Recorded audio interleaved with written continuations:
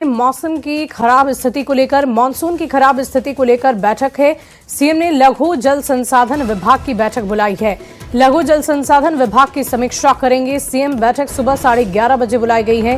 विभागीय मंत्री अधिकारी मौके पर मौजूद रहेंगे। सिंचाई योजना, चेक डैम, नलकूप और जल संरक्षण परियोजनाओं की समीक्षा की जाएगी। इस वक्त की बड़ी खबर आपको बता रहे हैं, मानसून की खराब स्थिति को लेकर बैठक चल रही है। इस वक्त की बड़ी खबर आपको बता दें, सीएम सम्राट चौधरी ने अहम बैठक बुलाई है। मंत्री और अधिकारी मौके पर मौजूद रहेंगे और इस बैठक में आगे की रणनीति तय की जाएगी कि कैसे आगे इस बदलते मौसम के मिजाज में एक्शन लेना है। खराब मौसम के मद्देनजर जो नुकसान हुआ है उसकी भरपाई कैसे होगी। और अब बात बिहार के मौसम के मिजाज की। बिहार में मौसम विभाग ने अगले 2 से 3 दिन तक 22 जिलों में मानसून के सक्रिय रहने की संभावना जताई है। मौसम विभाग की माने तो कई इलाकों में बारिश होने से लोगों को गर्मी से राहत मिल सकती है। वहीं बक्सर, सासाराम, कैमूर समेत कुछ जिलों में भीषण गर्मी को लेकर अलर्ट जारी किया गया है। मौसम विभाग ने पटना सहित कई जिलों में बारिश और तापमान में गिरावट की संभावना भी जताई है। बिहार में मौसम की बेरुखी लगातार देखने को मिल रही है। लगातार चिलचिलाती धूप और उमस भरी गर्मी जो है वो लोगों को जीना मुहाल कर रखी है। आज भी मौसम की तल्खी जो है वो देखने को मिलेगी। मौसम विभाग के जो जानकार हैं वो बता रहे हैं कि पटना समेत बिहार के 14 जिलों में लू की चेतावनी जो है वो जारी की गई है। और बताते ये चलें कि सीमांचल के सभी जिलों में भारी बारिश और दक्षिणी पश्चिमी और दक्षिणी मध्य बिहार के 14 जिलों में लू की चेतावनी जारी की गई है। पटना में 24 घंटे के अंदर जो है बारिश और लू दोनों ही परिस्थिति बनी रही। और बताते ये चले कि जो आज पछुआ के प्रभाव से अधिकतम तापमान जो है वो 5.3 डिग्री जो है वो ऊपर चला गया है, जिससे हीट वेव की स्थिति बनी हुई है। और जो जानकार हैं मौसम विभाग के वो बता ये रहे हैं कि पटना समेत जो 14 जिले हैं वहाँ पे उमस भरी गर्मी जो है, तल्ख जो धूप है उसका प्रकोप देखने को मिलेगा और हीट वेव जो है वो भी देखने को मिलेगी। बताते ये चलें कि 28 जून से बारिश की गतिविधियों में बढ़ोतरी के जो संभावना है वो देखने को मिल सकती है। गोपालगंज में भी मौसम ने करवट बदल ली है। सुबह से जिले के कई इलाकों में रुक रुक कर बारिश हो रही है, जिससे मौसम काफी सुहाना हो गया है। खेतों में हरियाली लौटने लग गई है और बारिश से धान, मक्का और गन्ने की फसलों को और भी फायदा मिलने की उम्मीद है। मौसम विभाग ने आज बारिश का अलर्ट जारी किया है और किसानों से खेत में ना जाने की अपील की है। गोपालगंज में हुए मूसलाधार बारिश ने जहां लोगों को उमस भरी गर्मी से राहत दी है, तो वहीं दूसरी तरफ खेतों में हरियाली लौट आई है।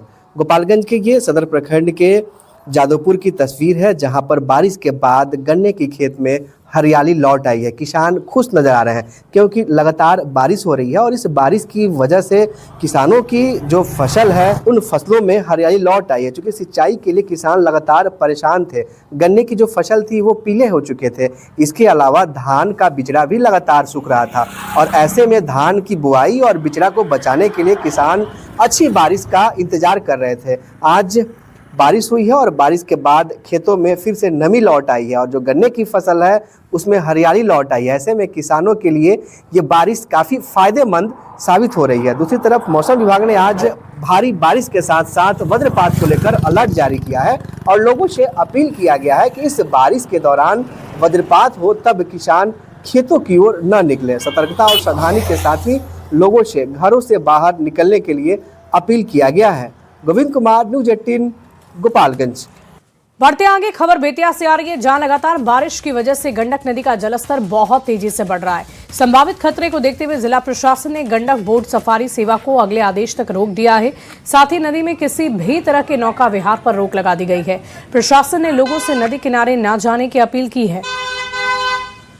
हुई बारिश के बाद गंडक नदी का जलस्तर बढ़ने लगा है और गंडक नदी के बढ़ते जलस्तर के बाद गंडक बोट सफारी सेवा को पूरी तरह बंद कर दिया गया है और वाल्मीकि नगर जो सैलानी पहुंचते हैं और गंडक नदी की धारा के बीच जो वो बोट सफारी का मजा लेते हैं उसे फिलहाल रोक दिया गया है और इसे अगले आदेश तक बंद किया गया है। चूँकि गंडक नदी जो बिल्कुल शांत हो गई थी, अब धीरे धीरे उसके धारा में बढ़ोतरी हो रही है और गंडक नदी के जलस्तर में जिस तरह से बढ़ोतरी शुरू हुई है उसके बाद वन विभाग ने इस बोट सफारी सेवा को बंद करने का आदेश जारी कर दिया गया है और फिलहाल गंडक नदी में किसी भी तरह के नावों के परिचालन पर भी पाबंदी लगा दी गई है। तो कहाँ कल तक जो लगातार गुलजार रहने वाला जो बोट सफारी स्थल है वहाँ वीरानगी छाई है, और जो गंडक नदी की धारा में जो बोट सफारी के माध्यम से जो नज़दीक से जो घूमने की